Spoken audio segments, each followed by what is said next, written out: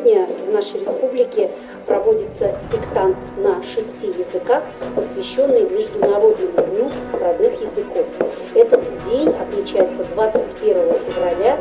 Он был предложен и учрежден ООН именно с той целью, чтобы на Земле сохранялись родные языки, языки малочисленных народов, потому что язык – это культура и душа любого народа.